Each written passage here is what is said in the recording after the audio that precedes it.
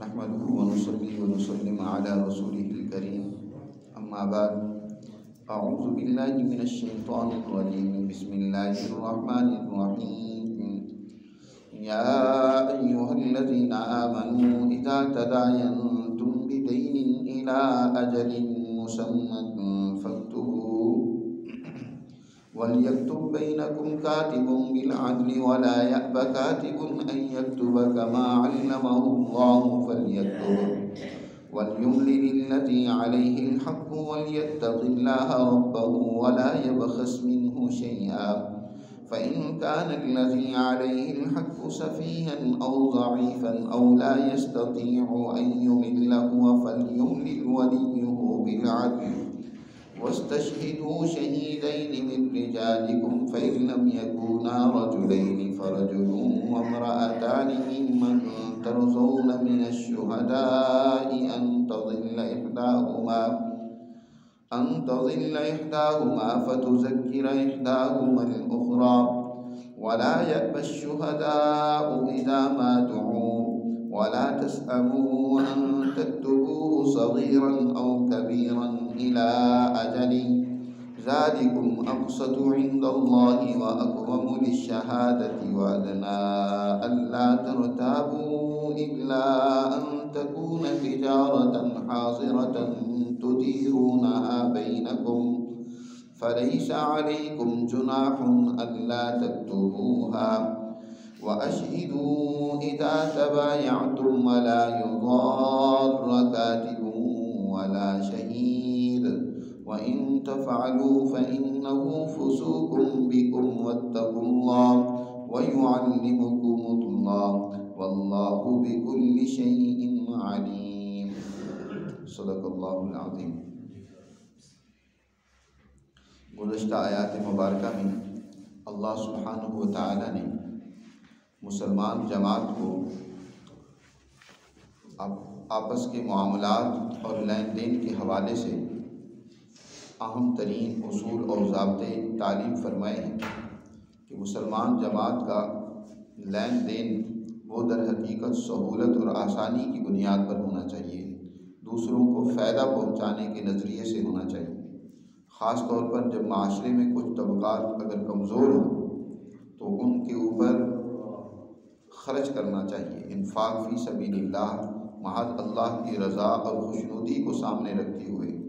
اپنی تربیت اور اصلاح کے پیش نظر خرچ کرنا چاہیے۔ اور دو قسم کے عمل سے سختی سے ممانعت کی گئی ہے کہ خرچ کرنے کے اندر من اور عذاب، اس سے اجتناب اور مکمل پرہیز ضروری ہے، یعنی جس پر خرچ کیا جا رہا ہے اس پر تم کسی قسم کا احسان جتلاؤ یا اس کو اپنا محکوم اور غلام بنا لو، اس سے فائدہ اٹھاؤ، اس کی آزادی کو سلب کر لو، اس کو کسی قسم کی تکلیف پہنچانا تو یہ قطعاً درست نہیں ہے۔ اس سے بہتر ہے کہ تم خرچ نہ کرو، ایسا خرچ کرنا تو تمہارے لیے الٹا وبال جان۔ مسلمان جماعت جب بھی خرچ کرتی ہے تو اس کے پیچھے نظریہ صرف یہ دو بنیادیں ہوتی ہیں، دو چیزیں ہوتی ہیں، اللہ کو راضی کرنا اور دوسرا اپنی تربیت اور اصلاح، تثبیتا من انفسہم، ابتغاء لوجہ اللہ اور تثبیتا لانفسہم، ان دو باتوں کو سامنے رکھتے ہوئے مسلمان کو عمل کرنا چاہیے۔ اب اس حوالے سے بھی تفصیل سے بیان کر دیا کہ خرچ کرنے میں چاہے تم اعلانیہ طور پر خرچ کرو، اگر موقع ہو، ضرورت ہو اعلانیہ طور پر خرچ کرنے کی تو اعلانیہ بھی خرچ کر سکتے ہو، لیکن یہ دو چیزیں تمہارے سامنے رہنی چاہیے کہ دوسروں کو جن پر خرچ کیا جا رہا ہے ان پر کسی قسم کی اذیت اور تکلیف نہ ہو اور احسان جتلانا نہ ہو، اور اگر ضرورت نہیں ہے اعلانیہ خرچ کرنے کی تو پھر خفیہ ہی خرچ کرنا زیادہ بہتر ہے۔ اس کی زیادہ فضیلت اور اہمیت ہے کہ کسی کو پتہ بھی نہ چلے اور تم اس طریقے سے ضرورت مند کی ضرورت کو پورا کر دو۔ پھر اس کے ساتھ ضمناً قرضے کی اہمیت کو بھی واضح کیا ہے کہ دوسرے کو اگر تم مال دو تو بغیر، یعنی اگر وقتی اور عارضی طور پر دو، مستقل نہیں تم خرچ کرتے بلکہ اس کی ضرورت پوری کرتے ہو، ایک مدت کے لیے اس کو قرضے کی صورت میں رقم دیتے ہو اور اپنی مدت پوری ہونے پر جتنی رقم دی ہے اتنی اس سے واپس لے لو، تو اس کی بھی بڑی فضیلت ہے۔ حدیث مبارکہ کے حوالے سے بیان کیا تھا کہ نبی کریم صلی اللہ علیہ وسلم نے ارشاد فرمایا، قرض دینے والا جب کسی انسان کو قرض دیتا ہے اس کی ضرورت پوری کرنے کے لیے، تو اس کو ہر روز اتنی رقم اللہ کے راستے میں خرچ کرنے کے برابر اجر و ثواب ملتا ہے۔ اور اگر وہ وقت مقررہ پر قرض واپس لوٹانے کی طاقت و ہمت نہیں رکھتا، وقت پورا ہو گیا، تو اب اگر تم اس کو مزید مہلت دے دو،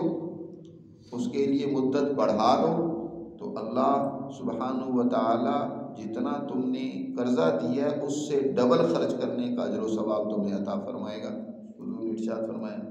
اور اگر تم دیکھو کہ وہ بیچارہ ایسا مفلس اور تنگ دست ہو گیا ہے کہ رقم واپس کرنے کی اس میں ہمت نہیں ہے، تو پھر تم اسے معاف کر دو، تو یہ تو بہت اونچی دل گردے کی بات ہے، اور اللہ کے ہاں اس کی بڑی اہمیت اور فضیلت ہے کہ اسے معاف ہی کر دو۔ اللہ کل قیامت کے دن ایسے لوگوں سے درگزر کرے گا، معاف کرے گا، ان کی غلطیوں سے درگزر کرے گا جو دنیا میں انسانوں کی کمزوریوں اور مالی معاملات میں کی مدد کرتے تھے اور وہ نہیں دے پاتے تو درگزر سے کام لیتے تھے۔ قرآن نے پھر ضمناً ایک اور اہم مسئلے کو بھی بیان کیا جو اس سوسائٹی میں رائج تھا اور بعد میں بھی دنیا میں یہ مسئلہ پیش آنے والا تھا کہ لوگ اگر کسی کو قرض دیں تو اس قرض کے پیچھے نظریہ دوسرے کو فائدہ پہنچانے کا نہیں یا اللہ کی رضا کا نہیں، بلکہ قرضے کو کاروبار بنا لے۔ جیسے آج ہمارے معاشرے میں قرضے کو کاروبار بنا لیا گیا ہے، اور وہ کہتے ہیں کہ جیسے دیکھو خرید و فروخت ہوتی ہے، بیع ہوتی ہے، تو یہ بھی ایک بیع کی طرح ہے، انما البیع مثل الربا۔ اس دور میں بھی اسی طرح کا سوال اٹھایا تھا مکہ کے اس وقت کے سود خور معاشرے کے چند افراد نے کہ دیکھو خرید و فروخت کا معاملہ ہو یا قرض دے کر اس پر کچھ معاوضہ لینے کا معاملہ ہو، تو یہ دونوں ایک جیسے ہی تو ہیں۔ تو قرآن مجید نے اس کی بڑی تفصیل کے ساتھ وضاحت کر دی کہ یہ جیسے کیسے ہو سکتی ہے، یہ جیسے نہیں ہے۔ اللہ نے خرید و فروخت کو تو جائز رکھا ہے، کیونکہ خرید و فروخت اور بیع میں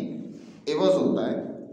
یعنی جو چیز آپ ایک طرف سے دے رہی ہیں تو دوسری طرف سے کچھ لے رہی ہیں، آپ وہاں عوض وصول کر رہی ہیں۔ اگر رقم دے رہی ہیں تو آپ اس کے عوض میں کچھ مبیع کوئی نہ کوئی چیز آپ وصول کر رہی ہیں۔ اور دوسرا یہ کہ ان دونوں افراد کی ان دونوں میں ضرورت متعلق ہوتی ہے، دونوں کی رغبت ہوتی ہے۔ خریدنے والا وہ مبیع کا متلاشی ہوتا ہے، اس میں اس کی رغبت ہوتی ہے، وہ اس کو خریدنا چاہتا ہے، اور جو رقم لینے والا ہے اس کو پیسے اور روپے کی ضرورت ہوتی ہے، تو دونوں کی ضرورتیں پوری ہو رہی ہیں۔ مثلاً گندم خریدنے والا اس کو گندم کی ضرورت ہے تو اس کی ضرورت پوری ہو رہی ہے، اور جو رقم دینے والا ہے اس کو رقم کی ضرورت ہے تو اس کی رقم پوری ہو رہی ہے، تو وہاں عوض ہے، دونوں کی ضرورتیں سامنے رکھی جا رہی ہیں۔ قرضے میں تو دوسرے کی مجبوری سے فائدہ اٹھایا جاتا ہے۔ سود خوری کے اندر قرضہ آپ نے دیا ہے اور اس پر آپ معاوضہ چاہتے ہیں، تو آپ یہ معاوضہ پہلے وہ اگر ضرورت مند نہ ہوتا، مجبور نہ ہوتا، تو وہ تم سے قرضہ ہی کیوں لیتا؟ اس نے قرضہ لیے ہے اپنی مجبوری کے پیش نظر، تم اس کی مجبوری سے ناجائز فائدہ اٹھاتے ہوئے اس کے اوپر مزید رقم لاگو کر دیتے ہو کہ ہم نے اس پر اتنی رقم دینی ہے، تو یہ سود ہے۔ شریعت اس سے قطعی طور پر اس کو حرام قرار دیتی ہے کہ اس طرح کا کاروبار اور لین دین قرضے کی بنیاد پر جو ہے سود کا لینا، یہ تمہارے لیے درست نہیں ہے، حرام ہے، اس سے بچو۔ اس کی نقصانات کو تفصیل کے ساتھ قرآن نے گزشتہ آیات میں بیان کیا اور بڑی تفصیل اور وضاحت کے ساتھ اس کے احکامات بیان کیے ہیں۔ اس پر پہلے درسوں میں بات ہو چکی ہے۔ یہاں جو آج کے درس میں جو آیت مبارکہ تلاوت کی گئی ہے، یہ قرآن مجید کی سب سے بڑی آیت ہے۔ اس میں وہی مالی معاملات میں جو مسلمان آپس میں کوئی معاملات کریں، خرید و فروخت کے کریں، قرض کا ہو معاملہ، کوئی بھی معاملہ ہو، اس معاملے کو ضبط اور تحریر میں لانے کا حکم دیا ہے۔ اس حوالے سے جو قوانین اور ضابطے ہیں ان کو بیان کیا ہے۔ اب دیکھو قرآن مجید یہ احکامات اس وقت بیان کر رہا ہے جب دنیا کے اندر اس طرح کے احکامات کی کوئی پرواہ نہیں کی جاتی تھی۔ قرآن مجید نے اس وقت کہا کہ جب بھی کوئی آپس میں معاملہ کرو اور وہ معاملہ ادھار کا ہو تو تمہیں چاہیے کہ اس کو ضرور لکھ لو، تحریر میں لے آؤ، تاکہ آپس میں کسی قسم کا نزاع پیدا نہ ہو، جھگڑا پیدا نہ ہو۔ بڑی تفصیل کے ساتھ اللہ نے یہاں احکامات اس حوالے سے بیان کیے۔ دیکھیں اللہ تعالیٰ ارشاد فرماتے ہیں، یا ایھا الذین آمنوا، اے ایمان والو، اذا تداینتم بدین الی اجل مسمی فاکتبوا، جب تم ادھار کسی چیز کا لین دین اور معاملہ کرو ایک وقت مقررہ تک کے لیے، تم نے کوئی چیز خریدی ہے اور ابھی تم اس کی رقم نہیں دے رہے، تم نے ادھار کر لیا، تو اب جس وقت تک کے لیے ادھار ہے، 1 مہینے کا ادھار ہے، 2 مہینے کا ہے، 15 دن کا ہے، جتنے دن کا بھی ادھار ہے تو تم اس کو لکھ لو، تمہارے لیے ضروری ہے، فاکتبوا، اس کو لکھ لو۔ یا تم نے کسی کو قرضہ دیا ہے اور قرضہ واپسی کا جو وقت طے ہوا ہے، جو مدت طے ہوئی ہے، اس مدت متعین کو لکھ لو، فاکتبوا، لکھنے کا حکم دیا۔ اور یہ فاکتبوا کا حکم امر ہے، امر وجوب اور لزوم کے لیے آتا ہے کہ تمہارے اوپر لازم ہے کہ یہ معاملہ آپس میں تحریر میں لاؤ، لکھ لو، تاکہ کل کسی قسم کا ایک دوسرے پر الزام لگا کر آپس میں جھگڑے اور لڑائی کرنے کی نوبت نہ آئے۔ اور اس معاشرے میں کیونکہ لکھنے کا رواج اتنا نہیں تھا، عرب کے معاشرے میں خاص طور پر وہ لوگ اپنے ان پڑھ ہونے پر فخر کیا کرتے تھے کہ ہم لوگ ان پڑھ ہیں لیکن ہمارے اندر قوت گویائی بہت اونچی ہے۔ اپنے آپ کو عربی تو کہتے تھے کہ ہم بہت اچھے انداز میں اپنی بات بیان کر سکتے ہیں، لیکن لکھنا پڑھنا ان کو کم ہی آتا تھا۔ یہی وجہ ہے کہ نبی کریم صلی اللہ علیہ وسلم کا بھی جو لقب قرآن نے ذکر کی ہے وہ امی، النبی الامی، امی اس انسان کو کہتے ہیں جو ماں کی طرف منسوب ہے۔ بچہ جب ماں سے پیدا ہوتا ہے تو اس کے اندر لکھنے پڑھنے کی صلاحیت تو ہوتی ہے، لیکن لکھنا پڑھنا جانتا نہیں ہوتا۔ تو حضور صلی اللہ علیہ وسلم نے بھی کسی سے پڑھا لکھا نہیں تھا، اس لیے حضور کا لقب تھا امی۔ لیکن اللہ نے آپ کو وہ تعلیم، وہ قوانین، وہ ضابطے عطا کیے ہیں جو انسانیت حیران رہ گئی کہ اس جیسی تعلیم اور اس جیسا قرآن، اس جیسی آیات و احکامات کوئی ان کے مقابلے کی لانے سے طاقت و ہمت نہیں رکھتا، بلکہ قاصر ہے کہ اس جیسا کوئی حکم پیش کر سکے۔ تو حضور صلی اللہ علیہ وسلم بھی امی تھے، اس معاشرے میں بھی لکھنے پڑھنے کا رواج نہیں تھا، بہت کم لوگ لکھنا پڑھنا جانتے تھے، اس لیے حکم فرمایا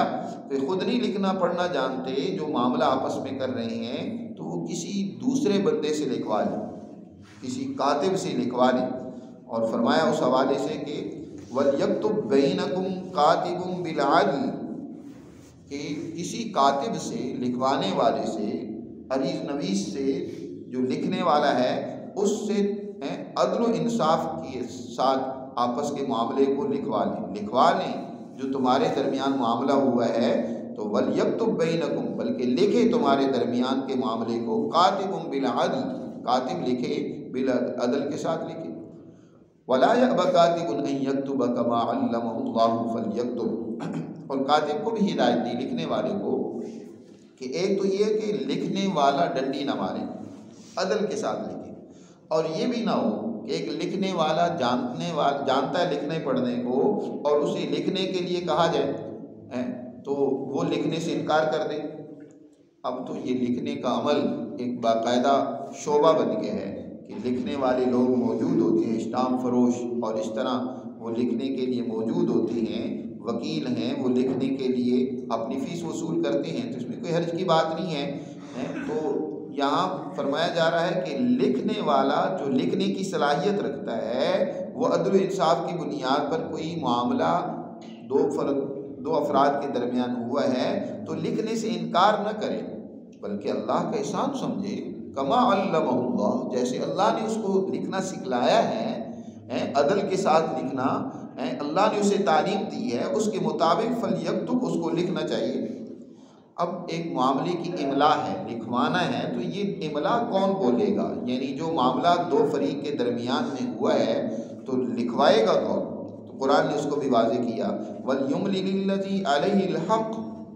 وَلْيَتَّقِ اللَّهَ رَبَّهُ وَلَا يَبْخَسْ مِنْهُ شَيْئًا، اور لکھوائے اس کو، یعنی اس تحریر کو وہ شخص لکھوائے کہ علیہ الحق، کو جس کے اوپر حق ہے، یعنی جس نے دوسرے کا حق دینا ہے، قرضہ دینا ہے، یا جس نے ادھار دینا ہے، جس کے اوپر لازم ہے، جس نے اس کو دینا ہے، معاملے کو حل کرنا ہے، وہ لکھوائے، املا وہ کروائے۔ اور لیکن لکھوانے کے اندر حکم دیا کہ وَلْيَتَّقِ اللَّهَ رَبَّهُ وَلَا يَبْخَسْ مِنْهُ شَيْئًا، اللہ سے، اپنے پروردگار سے ڈرے، کسی قسم کی ڈنڈی نہ مارے لکھوانے میں، اور وَلَا يَبْخَسْ مِنْهُ شَيْئًا، جیسا معاملہ ہوا ہے اس معاملے کو پورے کے پورے کو ویسے کا ویسا لکھے، جو شرائط طے ہوئی ہیں، جو باتیں آپس میں طے ہوئی ہیں، جو وقت طے ہوا ہے، تو اس کو لکھوائے، اس میں کمی نہ کرے۔ فَإِنْ كَانَ الَّذِي عَلَيْهِ الْحَقُّ سَفِيهًا أَوْ ضَعِيفًا أَوْ لَا يَسْتَطِيعُ أَنْ يُمِلَّهُ فَلْيُمْلِلْ وَلِيُّهُ بِالْعَدْلِ، پھر اگر وہ شخص جس کے اوپر حق دینا لازم تھا، لکھوانا تھا، جسے املا کروانی تھی، وہ آدمی بیوقوف ہے، معاملے کو سمجھتا ہی نہیں ہے۔ یہ معاملہ اس نے کر تو لیا ہے، لیکن وہ معاملے کی گہرائی، اس کی شرائط، اس کے نشیب و فراز کو نہیں جانتا، یا یہ ہے کہ ضعیفاً بہت کمزور ہے، بچہ ہے، بیمار بھی ہو سکتا ہے کہ وہ ضعیف ہے، وہ خود لکھوا نہیں سکتا، لکھوانے کے لیے جا نہیں سکتا، اور لا یستطیع، یا یہ ہے کہ وہ بولنے کی طاقت نہیں رکھتا ہے اس املا کو۔ بہت سارے لوگ ہوتے ہیں جو معاملہ کرنے میں تو بڑے تیز ہوتے ہیں، لیکن معاملے کو بیان کرنے کی ان میں صلاحیت نہیں ہوتی۔ تو قرآن نے کہا ان سب صورتوں میں اس کا جو سرپرست ہے، ولی ہے، بچے نے معاملہ کر لیا تو اس کا سرپرست ہے، یا کوئی اور کسی آدمی نے معاملہ کر لیا تو کوئی بھی جو اس کا ذمہ دار اور ولی ہے، تو اس کو حکم دیا جا رہا ہے کہ ان یمل ہوا فلیملل ولیہ بالعدل، اس معاملے کو وہ لکھوائے جو اس کا ولی اور سرپرست ہے، لیکن یہاں بھی لفظ بیان فرمایا بالعدل، عدل کے ساتھ، انصاف کے ساتھ، پوری کی پوری شرائط ضبط تحریر میں لائی جائیں، اس میں کسی قسم کی کمی اور کوتاہی نہیں ہونی چاہیے۔ تو قرآن مجید نے یہاں تک لکھنے کا تاکید کے ساتھ حکم دیا کہ عدل کے ساتھ جو بھی تمہارا آپس کا معاملہ ہو اس کو تحریر میں لاؤ، اس میں کسی قسم کی کمی نہ کرو، کوتاہی نہ کرو، لازمی طور پر اس معاملے کو لکھ لینا چاہیے۔ دیکھو یہ لکھنے کا حکم دین اسلام نے، قرآن نے اس وقت دیا جب دنیا میں لکھنے کا رواج ہی نہیں تھا، معاملات آپس میں لکھے نہیں جاتے تھے، ویسے ہی کر لیے جاتے تھے۔ اور پھر اس حوالے سے حضرت عمر فاروق رضی اللہ تعالیٰ عنہ نے تو باقاعدہ دیوان مقرر کیا کہ جتنے بھی معاملات ہیں ان کو آپس میں، جتنے بھی آپس کے معاملات ہوں یا لوگوں کی تنخواہوں کے معاملات ہوں، جو بھی لین دین ہوں، تو ان کو باقاعدہ رجسٹروں میں درج کیا جاتا تھا، رجسٹر کو دیوان کہا جاتا ہے۔ اسی کے نتیجے میں دیوانی امور اب وجود میں آئے ہیں، ایک فوجداری قوانین ہوتی ہیں، دوسرے دیوانی ہوتی ہیں، جو آپس کے معاملات اور لین دین کے حوالے سے جو معاملات ہوتے ہیں۔ تو قرآن مجید نے اس حوالے سے یہاں ایک جامع ضابطہ ذکر فرمایا۔ اب تحریر لکھی جا رہی ہے، اس تحریر کے اندر تم نے تمام شرائط کو عدل و انصاف کی بنیاد پر لکھ لیا ہے، لیکن پھر بھی گڑبڑ ہو سکتی ہے، اس لیے چاہیے کہ تم اس تحریر کے اوپر دو انسانوں کو گواہ بنا لو، دو آدمیوں کو، مرد ہو دو، ان کو گواہ بنا لو، جی دو گواہ بھی ہونے چاہیے۔ یا یہ ہے کہ اگر کہیں دو مرد نہیں ہیں تو پھر ایک مرد اور دو عورتیں بھی ہو سکتی ہیں۔ عرب کے معاشرے میں کیونکہ عورتیں بھی کاروبار اکثر کیا کرتی تھیں، حضرت خدیجہ رضی اللہ تعالیٰ عنہ کاروبار کرتی تھی، اور اسلام نے اس سے روکا نہیں کہ عورت کاروبار نہیں کر سکتی، عورت معاملات نہیں کر سکتی، لین دین نہیں کر سکتی۔ یہ بھی آج ہمارے معاشرے کے اندر اسلام کی غلط تصویر ہے کہ عورت پر ایسی پابندی لگا دی جائے کہ بس وہ تو صرف گھر میں رہے۔ بھائی وہ ہر عورت کے حوالے سے حالات الگ ہیں، دین اسلام نے اس حوالے سے کوئی پابندی نہیں لگائی کہ عورت جو ہے وہ کاروبار نہیں کر سکتی، عورت ملازمت نہیں کر سکتی، عورت جہاد بھی جا سکتی ہے۔ نبی کریم صلی اللہ علیہ وسلم کے دور میں خواتین جہاد میں بھی شریک ہوتی تھیں، بلکہ جو زخمی ہو جاتے ان کی مرہم پٹی خواتین کیا کرتی تھیں۔ جنگ احد میں خواتین نے آگے بڑھ کر کردار ادا کیا، بعض دشمنوں کا مقابلہ بھی کیا، نبی کریم صلی اللہ علیہ وسلم کا دفاع بھی کیا، اور زخمیوں کو اٹھا کر پیچھے لے جا کر ان کی مرہم پٹی کی، اور اسی طرح ان کو پانی پلایا۔ اسی طرح بعد کی جنگوں میں بھی خواتین نے ہر موقع پہ آگے بڑھ کر کردار ادا کیا، اور اسی طرح ہر موقع پر خواتین کا کردار اسلام نے جہاں بھی ہو سکتا ہے اس کو سراہا ہے، اس کو پسند کیا ہے۔ بلکہ بعض امور میں تو خواتین کے فیصلوں کو سراہا گیا۔ نبی کریم صلی اللہ علیہ وسلم نے حدیبیہ کے موقع پر جب ایک معاملہ کیا قریش کے ساتھ، صلح ہو گئی، معاہدہ ہو گیا، حضور عمرے کے ارادے سے گئے تھے، اس کی تفصیلات آگے آ رہی ہیں سورہ فتح کے اندر۔ تو آپ صلی اللہ علیہ وسلم نے معاہدہ کیا اور صحابہ کو حکم دیا، اس معاہدے کے ساتھ بات طے ہو گئی تھی کہ مسلمان اس سال واپس چلے جائیں گے، عمرہ نہیں کریں گے، اگلے سال آئیں گے عمرے کے لیے۔ تو مسلمان واپس جانے کے لیے تیار نہیں تھے کہ ہم عمرہ کیے بغیر کیسے واپس چلے جائیں۔ آپ صلی اللہ علیہ وسلم نے فرمایا یہیں احرام کھول دو اور جانور ذبح کر دو، اس سال ہم عمرہ نہیں کریں گے۔ لیکن آپ کی اس بات سے اتفاق کوئی نہیں کر رہا، سب کی خواہش یہ ہے کہ ہم عمرہ کر کے ہی واپس جائیں۔ آپ فرما رہے ہیں کہ احرام کھول دو، سر بال جو ہے نا وہ سر کے وہ کٹوا دو اور ہم واپسی کی تیاری کریں، لیکن کوئی اس پر عمل نہیں کر رہا۔ حضور بڑے پریشان ہوئے کہ یہ کیا ماجرا ہے، میں ایک حکم دے رہا ہوں لیکن صحابہ کی جماعت اس پر عمل نہیں کر رہی۔ آپ پریشان تھے، اسی پریشانی میں آپ اپنے خیمے میں تشریف لے گئے، اور حضرت اسماء رضی اللہ تعالیٰ عنہ حضور صلی اللہ علیہ حضرت ام سلمہ رضی اللہ تعالیٰ عنہ حضور کے ساتھ تھی اس سفر میں۔ حضور کی پریشانی کو دیکھا تو حضرت ام سلمہ رضی اللہ تعالیٰ عنہ نے حضور سے پوچھا کیا بات ہے اللہ کے رسول، آپ پریشان نظر آ رہے ہیں؟ تو کہا کہ میں نے صحابہ کو حکم دیا، اپنی جماعت کو حکم دیا کہ سر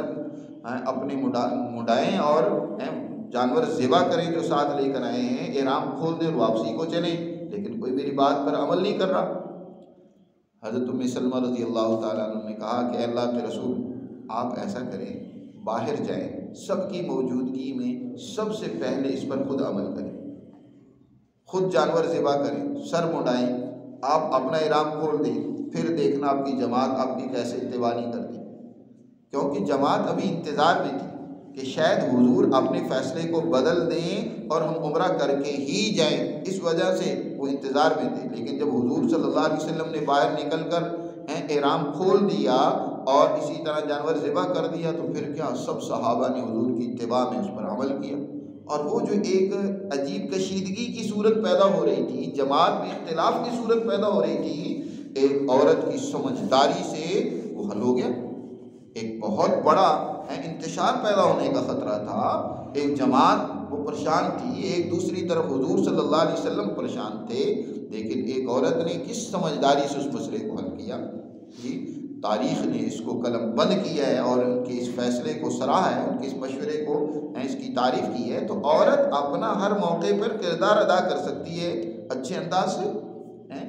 تو یہاں بھی قرآن نے بیان فرمایا کہ اگر دو مرد گواہ تمہیں نہ ملیں تو پھر ایسا کرو کہ ایک مرد اور دو عورتیں وہ تم گواہ بنا لو، اور گواہ وہ لوگ ہونے چاہیے جو تمہارے پسندیدہ ہوں، بس ایسے نہ ہوں جو کرائے کے گواہ ہوتے ہیں۔ آج تو حال یہ نا کہ عدالتوں کے باہر جتنے چاہے گواہ لے لو، ایک آدمی کئی معاملات میں گواہ بنا ہوا ہوتا ہے، اس کو معاملے کا پتہ بھی نہیں ہے کہ معاملہ ہے کیا، جھوٹ پر مبنی گواہیاں چل رہی ہوتی ہیں۔ تو یہ نہیں، بلکہ قرآن نے کہا کہ ممن ترضون من الشہداء، دو مرد گواہ بنا لو، فإن لم يكونا رجلین، اگر دو مرد نہ ہوں تو فرجل وامرأتان، تو ایک مرد اور دو عورتیں، ممن ترضون من الشہداء، یہ گواہ ان لوگوں میں سے ہونے چاہیے جو تمہیں پسند ہیں، پسندیدہ لوگ ہونے چاہیے، دیانتدار لوگ ہونے چاہیے، گواہی میں کسی قسم کی ڈنڈی نہ ماریں۔ اب یہاں ایک سوال پیدا ہوا جو آج بھی بہت زیادہ سوال اٹھایا جاتا ہے کہ یہ دو عورتوں کی گواہی کو ایک مرد کے برابر کیوں قرار دیا گیا؟ اس طرف تو دو مرد گواہ ہیں، عورت کی ایک عورت کی گواہی یعنی یا دو عورتوں کی صرف گواہی کافی کیوں نہیں ہے؟ یہاں کہا گیا کہ ایک مرد یا دو عورتیں، جی دوسری طرف عورت ہو تو ایک نہیں دو عورتیں ہونی چاہیے، ممن ترضون من الشہداء۔ تو تو قرآن نے اس کی وجہ بیان فرما دی، ان تضل احداہما فتذکر احداہما الاخری، یہ دو عورتیں اس لیے گواہ قرار دی گئی ہیں کہ ان میں سے ایک اگر وہ پھسل جائے تو دوسری اس کو یاد دلا دے کہ نہیں معاملہ اس طرح نہیں ہوا تھا، معاملہ ایسے ہوا تھا۔ دیکھو اللہ نے ہر انسان کے اندر، ہر نوع کے اندر الگ الگ خصوصیات رکھی ہیں، مرد کی خصوصیات الگ ہیں اور عورت کی خصوصیات الگ ہیں۔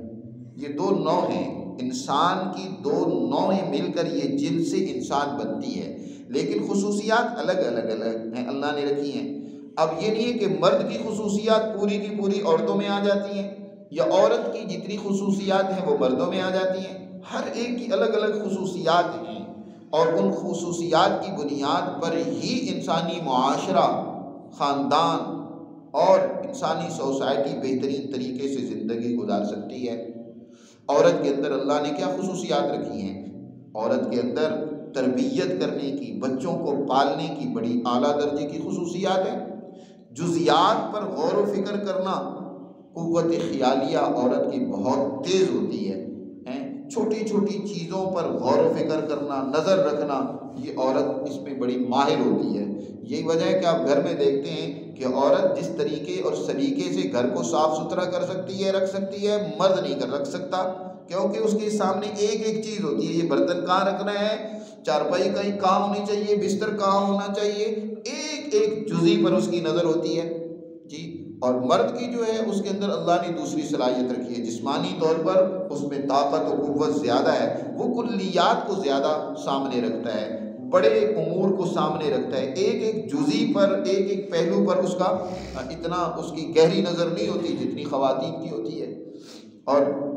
پھر دوسری طرف یہ ہے کہ اور مرد کے اندر قوت، طاقت زیادہ ہوتی ہے بنسبت عورت کے۔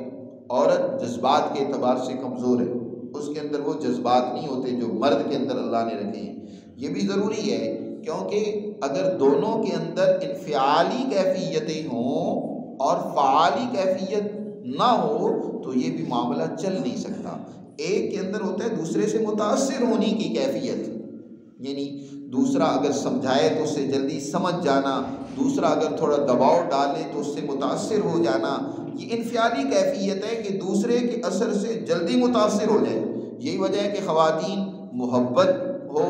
نفرت ہو، یہ ان جو جذبات ہوتے ہیں ان سے وہ بہت جلدی متاثر ہو جاتی ہیں بنسبت کس کے، مرد کے۔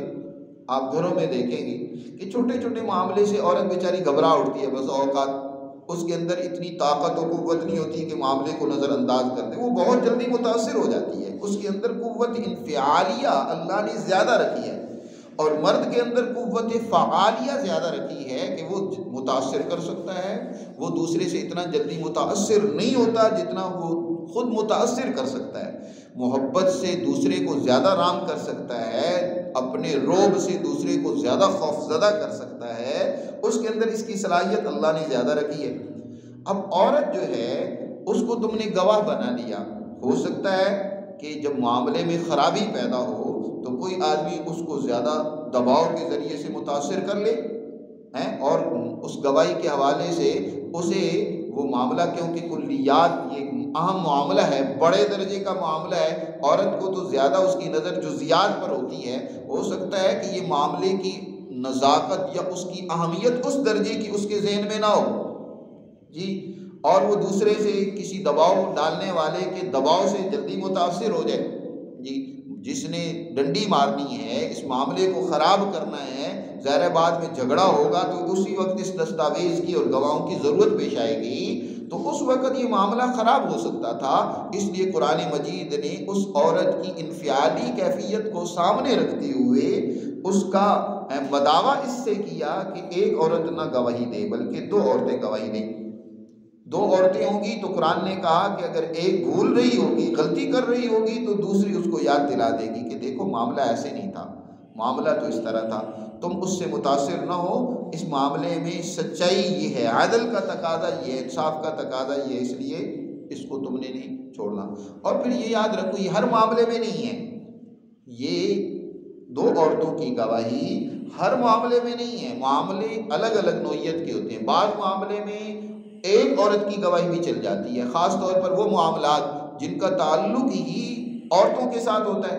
بہت سارے خفیہ معاملات ہیں کسی عورت کو طلاق ہو گئی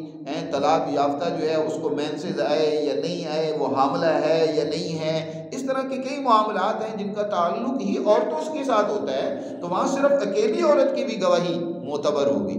یہ نہیں ہے کہ ہر معاملے میں دو ہی عورتوں کا ہونا ضروری ہے. معاملے کی نوعیت کے اعتبار سے یہ الگ الگ حکم ہے. بعض جگہ مردوں کو اہمیت زیادہ دی گئی ہے، معاملہ کچھ اس نوعیت کا ہے، مثلا قصاص کا معاملہ ہے یا اس طرح کے کوئی معاملات بڑے درجے کے ہیں، جیسے مالی معاملہ ہے، دیوانی معاملہ ہے، تو ان معاملات میں مردوں کو زیادہ اہمیت دی گئی ہے. تو یہ نہیں ہے کہ عورتوں کی کوئی کمزوری بتانا مقصود ہے کہ بھئی ایک عورت کی گواہی نہیں، دو عورتیں ہوں گی تو تب اس کی گواہی تسلیم کی جائے گی. بعض جیسے یورپین لوگوں نے، مستشرقین نے یا پروپیگنڈا کیا کہ دیکھو اسلام تو عورت کو کیا کر رہا ہے، ڈی ویلیو کر رہا ہے، مرد سے اس کی عزت کو گھٹا رہا ہے، اور اس مرد کی ایک مرد کے برابر دو عورتوں کو قرار دیا گیا، ایک عورت کو قرار نہیں دیا گیا. بھائی ایک معاملے کا ایک آپس میں معاملہ ہو رہا ہے، اس معاملے کو خرابی سے بچانے کے لیے اللہ نے اس کی صلاحیتوں اور استعدادوں کو سامنے رکھتے ہوئے یا حکم دیا ہے، یا یہ نہیں ہے کہ اس کی کوئی ویلیو کم کی جا رہی ہے، تم نے اس کو غلط انداز میں لیا. تو قرآن یہاں یہ بات سمجھا رہا ہے کہ ان تضل احداہما فتذکر احداہما الاخری. مزید اس حوالے سے آگے اور احکامات دیے گئے گواہوں سے متعلق کہ گواہوں کو کیا کیا ذمہ داریاں ادا کرنی چاہیے. بڑی ہی اہم اور بنیادی احکام اس آیت مبارکہ میں بیان کیے گئے ہیں. انشاءاللہ اس کی مزید تفصیلات اگلے درس میں ہوں گی. اللہ ہمیں سمجھ نصیب فرمائے.